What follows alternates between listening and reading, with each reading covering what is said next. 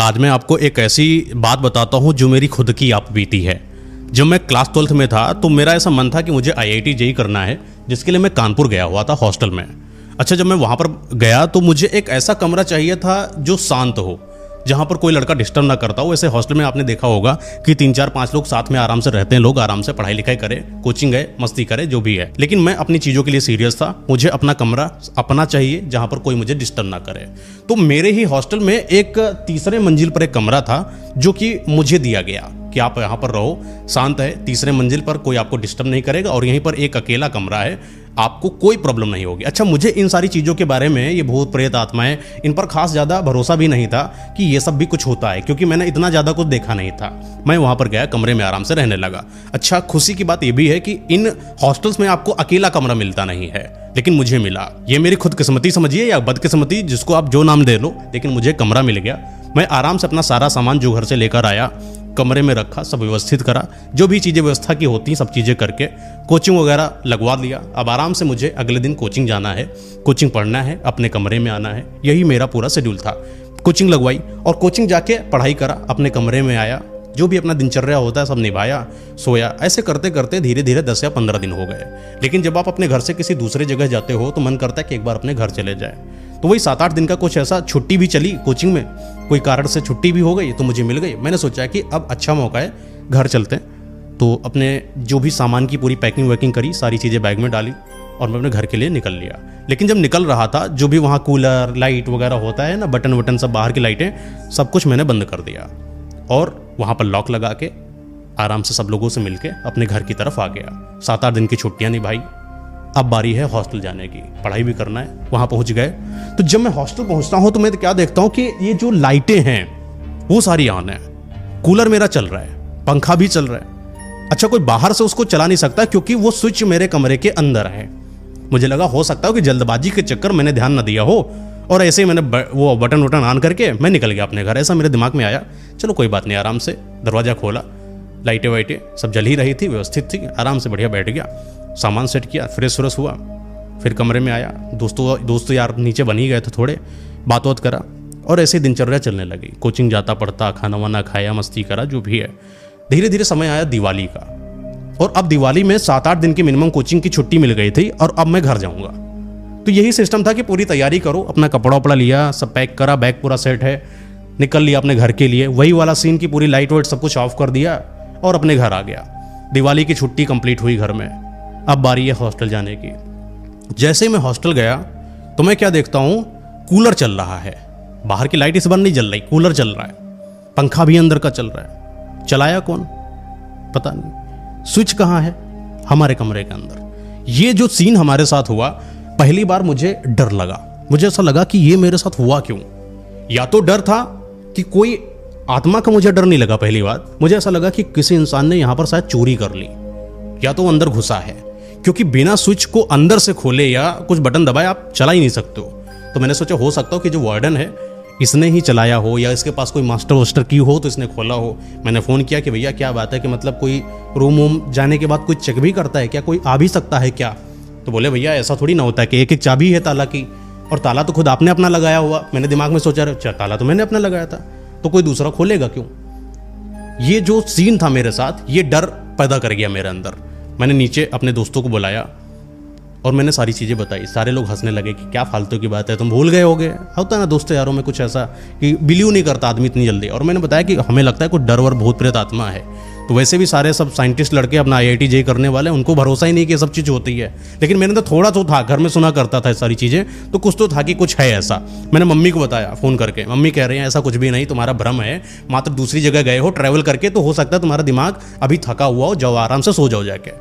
तो मुझे लगा हो सकता हो कुछ ऐसा हो। लेकिन वो रात का समय था जब मुझे ऐसा लगा कि कोई आसपास है मेरे।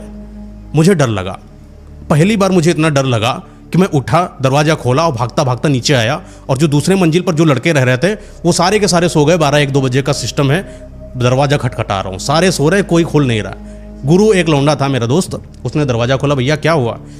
हमने बोला हम तुम्हारे कमरे में सोएंगे। अब बोला हुआ क्या, मैटर क्या। कुछ नहीं हुआ, बस मुझे डर लग रहा है। गुरु आया मेरे साथ और बोला कि चलो हम कमरे में चलते हैं, 4-5 लोग और तब तक दरवाज़ा खुल गया था सबके, सब लोग आए। माहौल क्या हो गया, बिगड़ चुका था माहौल। और हमने ऐसा लोगों को लगा ये फालतू की बातें हैं, नए नए लोग हैं, अभी बच्चे हैं, डर रहे हैं शायद, लेकिन सब लोगों ने थोड़ा सा सपोर्ट किया और हम लोग उसी कमरे में जाकर बैठ गए।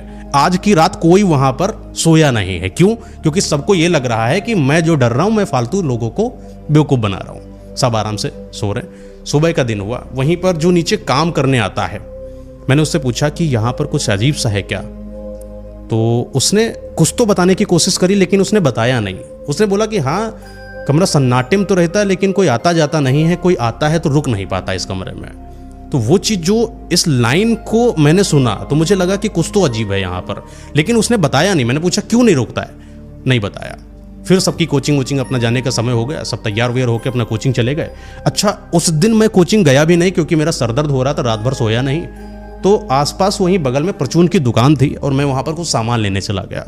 सामान लेने गया, वो जो बनिया बैठते हैं उनसे मैंने पूछा कि इस घर का वो कमरा है जो जिसमें मैं रहता हूँ, मुझे वहाँ पर कुछ अजीब सा लगा और मैं डर गया रात में, और अचानक इस वजह से मेरा सर दर्द जैसा हो रहा है, तो क्या तुम वहाँ पर डिस्प्लिन टिकिया है तो वो भी दे देना। बोले कि तुम किस कमरे में रहते हो? मैंने कहा कि तीसरे मंजिल पर एक कमरा है। बोले वो तो अकेला कमरा है ना? हमने कहा हाँ। बोला तुमको पता है वहाँ पर क्या हुआ? मैंने कहा क्या? बोला कि ये जो मालिक हैं जिनके यहाँ तुम रह रहे हो, इन्होंने ही अपनी पत्नी का वहाँ मर्डर किया हुआ था, और मर्डर करने के बाद उसको उसी पंखे में लटका दिया था। मेरी फट गई वहीं पर। मैं उस कमरे में रह रहा हूँ जहाँ पर किसी का मर्डर करा गया है, आत्महत्या भी नहीं, मर्डर। डर लग रहा है नीचे से। अब मेरा डर लग रहा है, डर इतना पैदा हो रहा है कि मैं उस हॉस्टल के दरवाजे तक नहीं जा रहा हूँ। मैं बाहर बैठा हूँ जब तक मेरे दोस्तों की छुट्टी नहीं हो जाती। सारे आए, क्या मैटर है, मैं बाहर खड़ा, धूप हो रही थी आसपास, थोड़ा थोड़ा धूप थी, लेकिन मैं उस इतनी हिम्मत नहीं थी मैं किसी के कमरे में जाकर बैठ जाऊं या उस दरवाजा खोल के गेट के बाहर ही बैठ जाऊं। नहीं, तीसरे मंजिल पर कमरा, सारा सामान खोला उला पड़ा ऐसे ही, और अपना मन था कि वहाँ आराम से बैठेंगे, सब पड़ा। फिर जब तक सारे दोस्त नहीं आ गए तब तक मैं वहाँ पर बैठा रहा, और जब सारे दोस्त आए तो मैं उनके साथ उस कमरे में जाने तक डर रहा था।